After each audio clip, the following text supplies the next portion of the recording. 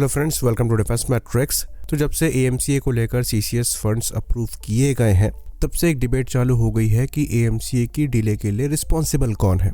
जो agencies involve है वो रिस्पॉन्सिबल है, मिनिस्ट्री ऑफ डिफेंस रिस्पॉन्सिबल है, या फिर इंडियन एयरफोर्स रिस्पॉन्सिबल है। खैर, ये बात हम आपको बता दें कि सीसीएस ने फंड्स रोक कर नहीं रखे थे।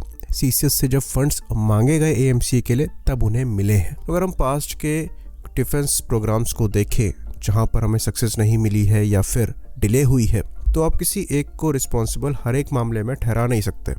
कभी कभी यहाँ पर एजेंसीज की गलती होती है, कभी कभी गवर्नमेंट की गलती होती है, और कभी कभी इंडियन एयरफोर्स की गलती होती है। तो ये जो मिसकम्युनिकेशन वाला मुद्दा है, ये बार बार निकलकर सामने आता है। तो ये शोकेस करता है कि ये जो सारी एजेंसीज इन्वॉल्व्ड हैं इन प्रोजेक्ट्स को चलाने के लिए, यहाँ पर सिंक्रोनाइजेशन का इश्यू है। साथ ही साथ प्रॉपर रोड मैप और रियलिस्टिक अप्रोच की कमी है। तो कंप्लीट ओवरहॉल यहाँ पर रिक्वायर्ड है, जहाँ पर एक प्रॉपर सिस्टम क्रिएट करना पड़ेगा, जिससे सबसे पहले जो कम्युनिकेशन है ये क्लियर हो। उसके बाद डिले के लिए जो रिस्पॉन्सिबल निकले वो चिन्हित किया जाए और उस पर एक्शन लिए जाए, क्योंकि ये जो मैटर्स हैं ये नेशनल सिक्योरिटी के मैटर है और यहाँ पर इफ और बट से काम नहीं चलेगा। तो अगर आप वॉर में जा रहे हैं, वहाँ पर आप कैपेबिलिटी लैक कर रहे हैं, तो आप एनिमी को ये एक्सक्यूज नहीं देंगे कि हमारे वेपन तैयार हो रहे हैं, एक दशक बाद आना। जाहिर सी बात है, वहाँ पर आप लड़ेंगे, आपके पास जो कुछ है उससे लड़ेंगे। और एक ऐसी कंट्री जिसका जीडीपी ग्रोथ रेट 8% को क्रॉस कर रहा है, वो अपने सोल्जर्स की कैपेबिलिटी लैक कराकर उन्हें वॉर पे भेजे, ये शोभा नहीं देता। तो इंडिया के जिस हिसाब से सिक्योरिटी रिस्क है, इंडिया यहाँ पर अपने गार्ड को डाउन नहीं रख सकता। तो ये जो इंडिजिनसली वेपन्स को डेवलप करना और उन्हें सर्विस में यूज़ करना है, ये बहुत ही ज़्यादा इंपॉर्टेंट है। अगर आप फ्यूचर में मिलिट्री सुपर पावर बनना चाहते हैं तो इसके बिना पॉसिबल ही नहीं है। वॉर को लॉन्ग टर्म सस्टेन करना पड़ता है, और वो तभी आप कर सकते हैं अगर जो वेपन्स आप इस्तेमाल कर रहे हैं वो आपकी कंट्री में ही प्रोड्यूस हो रहे हों। ये चीज़ हमने रशिया और यूक्रेन की वॉर में देखा है। तो इसका कोई शॉर्टकट नहीं है, लेकिन जब हम ये कैपेबिलिटी डेवलप कर रहे हैं, उसके साथ ही साथ हम कॉम्बैट कैपेबल भी रहें, अपने एनिमीज़ को डोमिनेट करें, ये भी बहुत ज़रूरी है। क्योंकि जैसा कि हमने बताया, आप वॉर में ये एक्सक्यूज़ नहीं दे सकते कि हमारे वेपन्स तैयार हो रहे हैं, आप एक दशक बाद आना। तो अब सवाल यहाँ पर ये उठता है कि अप्रोच क्या हो। तो इंडिया अभी एक मिलिट्री ट्रांसफॉर्मेशन स्टेज पर है, जहाँ पर हम बहुत बड़े इम्पोर्टर्स से हटकर अब वेपन प्रोड्यूस कर रहे हैं, इवन एक्सपोर्ट कर रहे हैं। तो हमें यहाँ पर ये चीज़ एक्सेप्ट करनी पड़ेगी कि ये चीज़ हमारे लिए नई है। इसलिए अगर हम किसी वेपन सिस्टम पर काम कर रहे हैं, उसकी जो टाइमलाइन हम रख रहे हैं वो उसी टाइमलाइन में पूरा हो, ये बहुत ही मुश्किल है। साथ में हमें ये भी एक्सेप्ट करना पड़ेगा कि हम किसी पर्टिकुलर प्रोग्राम पर काम कर रहे हैं, उसमें हमें 100% सक्सेस मिलेगी, इसकी भी गारंटी कोई नहीं ले सकता। ये दोनों चीज़ें एक्सेप्ट करने के बाद हमें रिसर्च और डेवलपमेंट में पैसा डालना पड़ेगा, भले ही हमें वहाँ पर डिज़ायर्ड रिजल्ट ना मिले।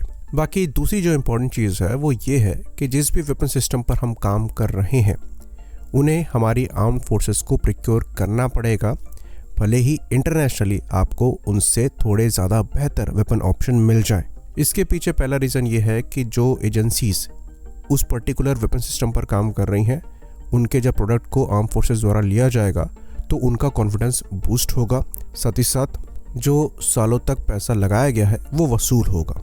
दूसरी चीज़, इंडिजिनस वेपन्स को आप इन कंट्री ही समय के साथ साथ मॉडिफाई कर सकते हैं अपने हिसाब से। साथ में जो आपके वैल्यूएबल इनपुट होंगे वो उस पर्टिकुलर सिस्टम को ज़्यादा बेहतर बनाने में सहयोग करेंगे। तो कमिटमेंट का होना भी बहुत ज़रूरी है, लेकिन वहाँ पर भी हमें एक लिमिट सेट करनी पड़ेगी कि अगर इंटरनेशनली हमें एक बेहतर ऑप्शन मिल रहा है और हमारा इंडिजिनस ऑप्शन उसके 70% के अराउंड है, तब भी हम अपने इंडिजिनस वेपन ऑप्शन को चूज़ करेंगे, क्योंकि उसके नीचे फिर कैपेबिलिटी कॉम्प्रोमाइज़ हो जाएगा, जो कि हमारे लिए अच्छा नहीं है। तो ये भी हमें नहीं करना है कि कुछ भी बना के दे दिया जाए और हमारी आर्म फोर्सेस उनको यूज़ करेंगी ही करेंगी। एक स्टैंडर्ड हमें वहाँ पर भी सेट करना है। फाइनली, जो काफ़ी कंट्रोवर्शियल पॉइंट हो सकता है वो ये है कि कैपेबिलिटी कॉम्प्रोमाइज़ हमें नहीं करना है, क्योंकि ये फिर नेशनल सिक्योरिटी के साथ खिलवाड़ होगा। हमें इंटरिम सॉल्यूशंस को देखना चाहिए, भले ही हमें बाहर से लेने पड़े कुछ समय के लिए। और ऐसा बिल्कुल भी नहीं है कि ये चीज़ हम कर नहीं रहे हैं। हमारे द्वारा अगर S-400 एयर डिफेंस सिस्टम्स लिए गए हैं तो हम प्रोजेक्ट कुशा पर काम कर रहे हैं। S-400 लेने का फ़ायदा हमें ये हुआ है कि प्रोजेक्ट कुशा के लिए स्पेस है, वो अपना समय ले सकते हैं, हमारी नेशनल सिक्योरिटी के साथ तब तक कॉम्प्रोमाइज़ नहीं हो रहा है। सेम चीज़ इंडियन नेवी ने करी है। इंडियन नेवी ने INS विक्रांत से ऑपरेट करने के लिए 26 के नंबर में ही रफाल M को प्रोक्योर करने का प्लान सामने रखा है, जबकि MiG-29K अभी भी INS विक्रांत से ऑपरेट हो रहे हैं। काम हम चला सकते हैं, पर नेवी काम चलाने के मोड में नहीं है जब तक TDBF आए। तो नेवी को यहाँ पर स्पेस मिल रहा है कि TDBF के डेवलपमेंट में समय जा सकता है। नेवी अपनी कैपेबिलिटी के साथ कॉम्प्रोमाइज़ नहीं कर रही है, और ये चीज़ दूसरी कंट्रीज़ के साथ भी है। अगर हम साउथ कोरिया के प्रोग्राम्स को देखें तो वो F-35 भी ऑपरेट कर रहे हैं और अपने KF-21 बुरामे प्रोग्राम पर भी काम कर रहे हैं। डिफरेंस यहाँ पर यह है कि उन्होंने KF-21 के बड़े नंबर कमिट कर रखे हैं जो कि वो लेंगे। तो ये अप्रोच एक्सपेंसिव अप्रोच है, हमें यहाँ पर ज़्यादा पैसा लगाना पड़ेगा क्योंकि हम 2 प्रोग्राम को सपोर्ट कर रहे होंगे। पहले तो वेपन सिस्टम्स को इम्पोर्ट कर रहे होंगे एज एन इंटरिम सॉल्यूशन, और साथ ही में अपने खुद के इंडिजिनस प्लेटफॉर्म्स पर भी काम कर रहे होंगे। फॉर्चुनेटली इंडिया की जो इकोनॉमिक ग्रोथ है ये इस अप्रोच को सपोर्ट करती है, और ऐसा बिल्कुल भी नहीं है कि ये चीज़ हमारे लिए नई होगी। कई जगह पर हमारे द्वारा ये इम्प्लीमेंट किया भी जा रहा है। हमने प्रोजेक्ट कुशा और उसके बाद रफाल M का एग्जाम्पल दिया। एक और एग्जाम्पल की बात करें तो प्रोजेक्ट 75I के अंतर्गत हम conventional diesel electric submarines procure करना चाह रहे हैं। वहीं पर प्रोजेक्ट 76 के अंतर्गत हम खुद की डीजल इलेक्ट्रिक सबमरीन्स बनाने भी जा रहे हैं।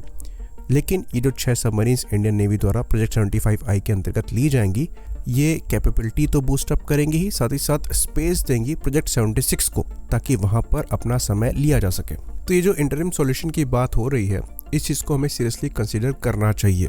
अब इसके अगेंस्ट में आर्ग्यूमेंट क्या आता है, तो जो हाइपर नेशनलिस्टिक लोग हैं वो कहते हैं कि अगर आप चीज़ों को इंपोर्ट करोगे तो ये हमारे इंडिजिनस प्रोग्राम को किल कर देगा, और चंडीगढ़ लॉबी जो है वो यही चाहती है कि चीज़ें इंपोर्ट ही हो और हमारे इंडिजिनस प्रोग्राम्स जो हैं ये ख़त्म हो जाए।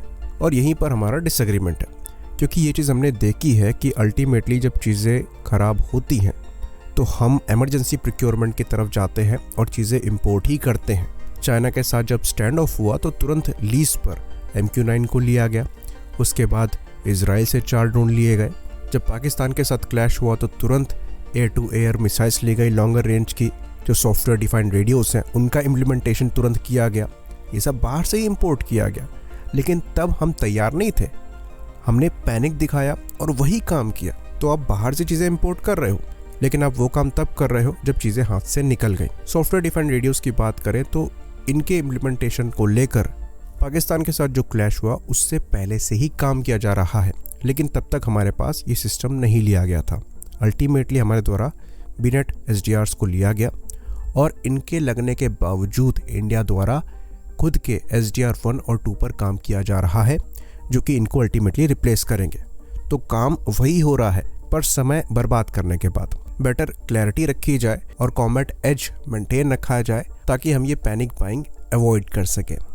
आई होप इन्फॉर्मेशन यहाँ पर क्लियर रही हो। इसी बात पर इस वीडियो को हम ख़त्म करेंगे। लाइक करिए, सब्सक्राइब करिए। जय हिंद।